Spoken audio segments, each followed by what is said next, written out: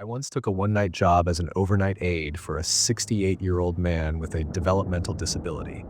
His son, who worked late shifts at a warehouse, needed someone with medical experience to stay in the house while he was gone. When I say I worked once, I mean it. Just one night.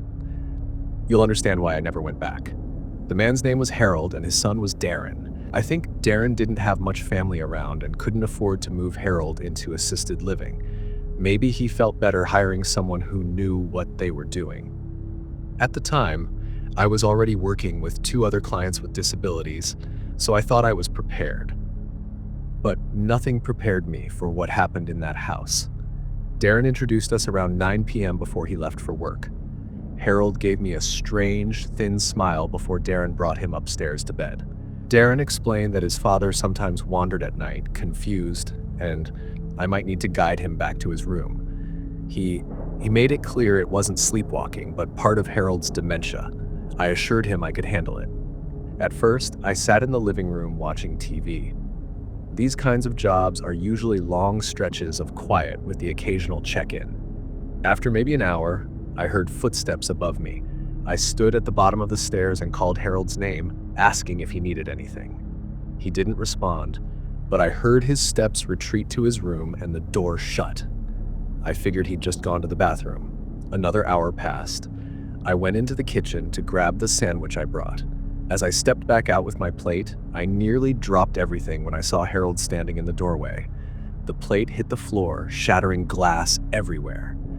I apologized and asked if he was okay. He suddenly started yelling, "Who are you?" "I don't know you," over and over, his voice sharp and panicked. I tried to calm him, reminding him that I was hired to watch him for the night, that Darren had just introduced us.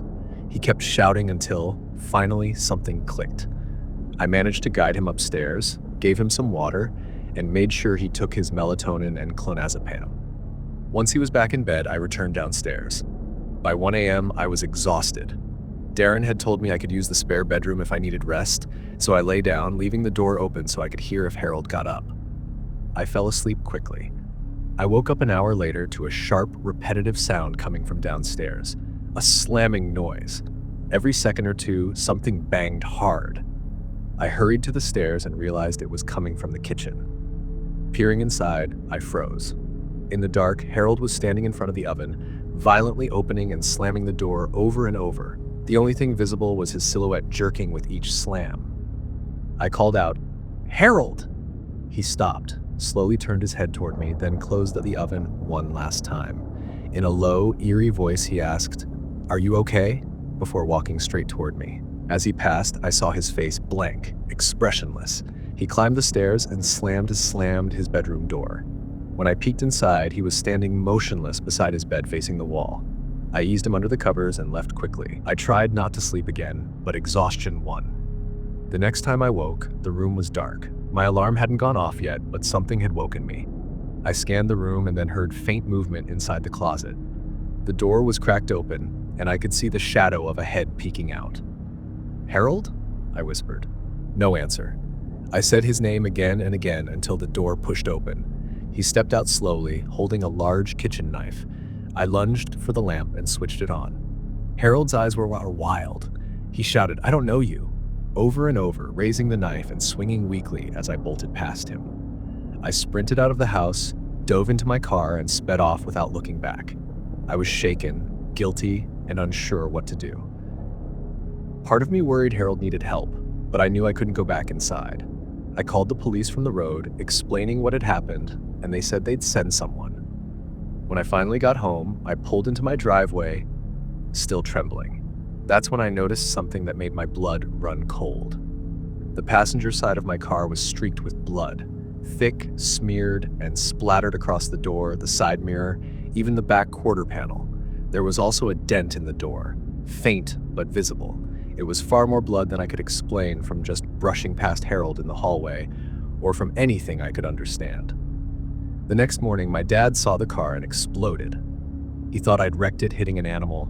He screamed about the cost of repairs, about how reckless I was, not letting me explain. To him, it didn't matter what I said. He only saw a car covered in blood. Eventually, he calmed down, but the blood stayed with me long after it was washed off. The police never contacted me again. I don't know what they found, if anything, but I can't shake the thought that someone, maybe not Harold, maybe someone else, was out there that night. And whatever happened, I was never supposed to be the one who walked away.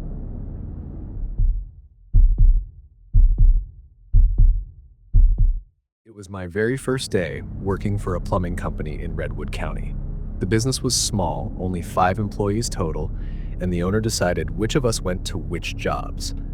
I don't think it was a coincidence that for my first call, he sent me to some rundown place way out on the edge of town.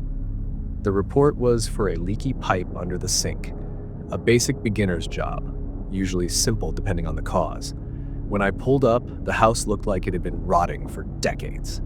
The siding was warped, the roof sagging, weeds taller than the porch steps. It didn't look like anyone had lived there for years. I knocked on the door and a middle-aged man answered. Right away, I didn't like him. His smile stretched far too wide, his teeth uneven, and his soft, high-pitched voice didn't match his body at all. It set me on edge. Still, he welcomed me in. Inside, the house was bare. No furniture, no pictures, nothing. Just a couple of blankets thrown on the floor. "Just moved in?" I asked.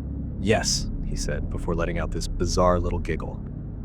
It wasn't a normal laugh. It was sharp, high, almost childlike. He led me into the kitchen. I set my tool bag on the counter and crouched under the sink, checking the P-trap and the lock nuts. That's when I noticed something that froze me in place. He was standing directly over me, his legs on either side of where I was lying, boxing me in. I asked him as politely as I could to give me a little space. He backed away, but not far enough. My nerves were already shot. Then I realized there wasn't even a leak. No water at all. I turned on the faucet and nothing came out. I asked him about it. "Oh, must have turned off the main valve," he said. "I'll switch it back on." I told him thanks, and he walked out of the kitchen. But instead of heading toward the basement or the front of the house where any sane person would expect a water shutoff, he went upstairs. That didn't sit right. In all my time around plumbing, I'd never heard of a main water valve being upstairs. Then I heard something worse. More footsteps, several of them, heavy and fast, coming down from upstairs. That was it for me. I grabbed my tools and bolted for the front door, refusing to look back. When I got to my van, I called my boss, Ron, and told him it must have been some kind of prank. That sounded better than admitting I'd been scared out of my mind. But when I looked into it further, I found out that the property was abandoned, vacant for years. No water service, no furniture, no one listed as a current resident. The number that placed the service call? A fake. A voice-over IP line with no real trace. I reported what happened to the local police just so they'd know someone was luring workers into that empty house.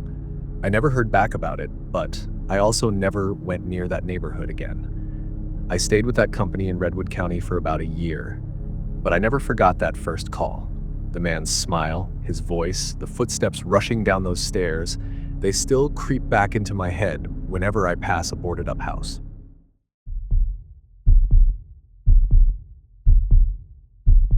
Back in 2019, I took a delivery job at Papa Ray's Pizza in Hollow Creek, a small town I grew up near. It was my first night on the job, and the only reason I'd signed up was to earn money for school and dorm expenses. That night, I was being trained. When you're new, the manager tags along on your first deliveries to evaluate how you handle everything. Around 8, we got an order, 4 large pizzas and 2 bottles of Mr. Pibb. I still remember it clearly. Our store wasn't high-tech like most are now. We didn't have a giant screen to map out addresses. We had to plug the directions into our phones. Since it was my car being used, I drove. With me were my manager, Lyle, and another trainee named Chris. The address took us way out past the edge of town, into the middle of nowhere. That wasn't unusual around Hollow Creek. You could drive miles without seeing much of anything. It took about 20 minutes before we pulled up. The house looked ancient, a tall 2-story structure, falling apart in every way. Paint peeled, boards covered some of the windows, and the wood on the porch sagged like it could collapse under our weight. It didn't look like anyone could possibly live there. I hesitated, asking Lyle if we really had to go up.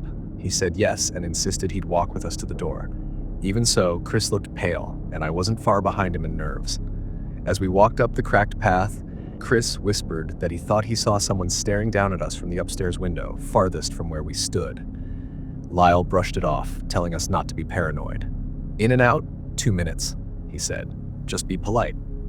The doorbell didn't work, so I knocked. No response. We waited, knocked again harder. The rotten smell hit us then, faint but sickly, like garbage or something worse coming from inside. After a long pause, the door finally creaked open, subtle just enough for us to see part of a face. The man who answered looked at least in his late 50s, maybe older. He asked who we were in this quiet, suspicious tone. Lyle said we had his pizza order. Suddenly, the man unlocked the door wider, smiling like we were old friends. It was jarring. His friendliness flipped on instantly, and it didn't feel genuine. He explained it took him a while to answer because of mobility issues. Lyle handed him the receipt and asked if he was paying cash or check. The man said he'd grabbed the money and walked off, leaving the door open. That's when I noticed something that made me uneasy. The house was practically empty inside. No couch, no chairs, no tables, just bare wooden floors and a couple of blankets in the corner. Then came the sound of footsteps upstairs. More than one set. Heavy, deliberate. Chris and I looked at each other, and we both knew instantly what it meant. We hadn't imagined that face in the window. Lyle called into the house asking if the man had the money yet. No answer. The footsteps stopped, and the silence pressed in. All you could hear was our breathing. Lyle told us to wait at the door while he circled around back just to check. We nodded, though neither of us wanted to stay. A moment later, we heard new footsteps, but not upstairs. These came from beneath us, from under the house. Chris and I froze, staring at the porch floorboards like we expected something to claw its way up through them.